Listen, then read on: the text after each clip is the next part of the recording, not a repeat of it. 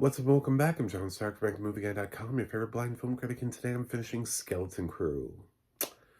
We are sending the ship off.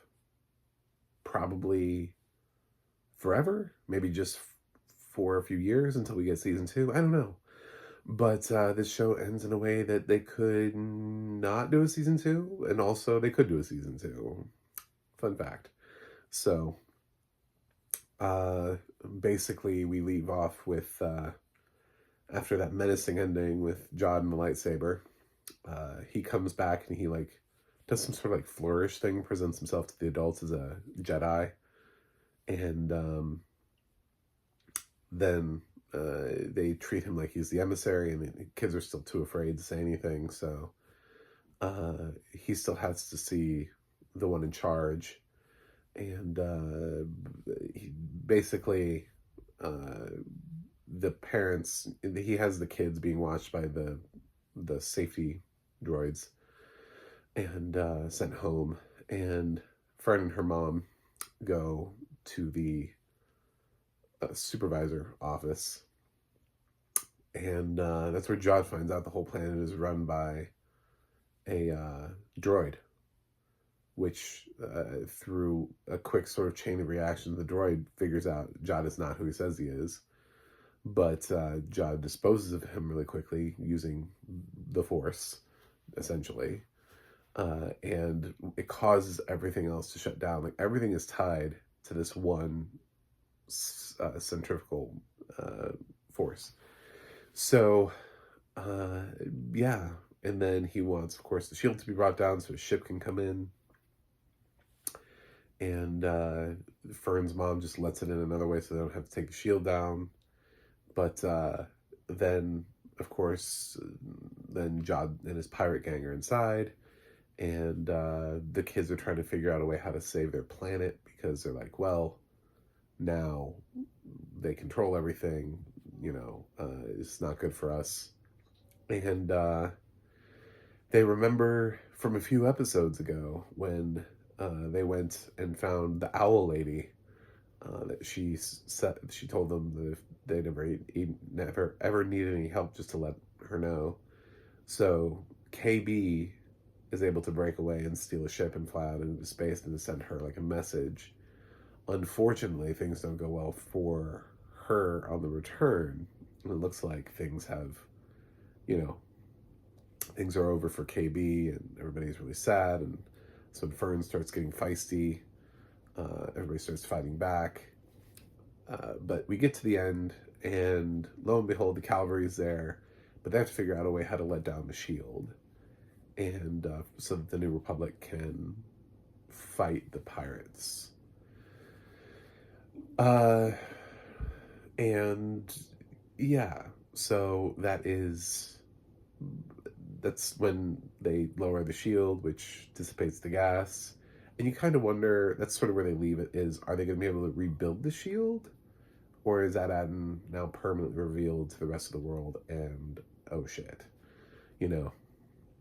But they now have like New Republic around them that scared off the pirates, and Jod. Jod doesn't die. He's around for another season if they want him. And turns out KB's okay. They didn't kill off a kid. So everybody's fine. All the parents are fine. All the kids are fine. Everybody's good. It ends in a happy place. So it's one of those things where it's like, it ends in a happy place where everybody could be okay. Sort of like Treasure Island. Anyway, yeah, so but Jod doesn't really ever get the sort of same kind of redemption arc that Silver does in Treasure Island, where you kind of feel like maybe there's something still there, Like, Jod doesn't have a moment where, no, they didn't. So I guess Jod's redemption could come in another season, or he's just going to continue to be a bad guy, because he kind of just keeps doubling down at a certain point on being a bad guy. So he just knows when to run, basically. So I liked it. Yeah, it's a nice close to the series.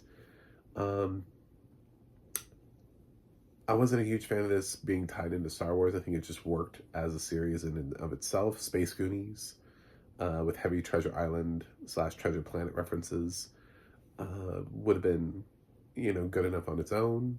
We're never getting a live action Treasure Planet anyway, so why not do like a version of that? And I enjoyed the series. I think the kids were well cast. I enjoyed Jude Law. Um, I think it's fun. It attracted a lot of really top notch directors who you couldn't feel any of their vibe in any of the episodes they directed. Like this felt like somehow everybody was able to jump in. I don't know. I guess everybody just wanted to get Star Wars checked off their bucket list. So even though you have an episode directed by the Daniels, if I didn't tell you which one it was, you wouldn't be able to figure it out. So, uh, what's the point, But, yeah, at the end of the day, I thought it was a good finale, and I'm glad that it left it open. But I'm also glad that we didn't end on this, like, huge cliffhanger. Like, oh my God, there has to be a season 2 now, because if not, then we'll never know the deep mystery. It's like, no, actually, we could just do this as a limited series and still be fine. Or you could do a second season, I'm sure, but you don't need to. So I like that ending. Anyway, all in all, Skeleton Crew, I thought, was a good series. It's one of my, actually ended up being, even though I had some reservations at the beginning, because of just choices and being tied into Star Wars, it ended up surpassing several other Star Wars series that feel very, very much more Star Wars for me. And honestly, I think this is my second favorite Star Wars series underneath The Mandalorian. So I'm going to give Skeleton Crew an A-. That's it. Thanks for watching. Thanks for subscribing. And I'll see you guys on the other side.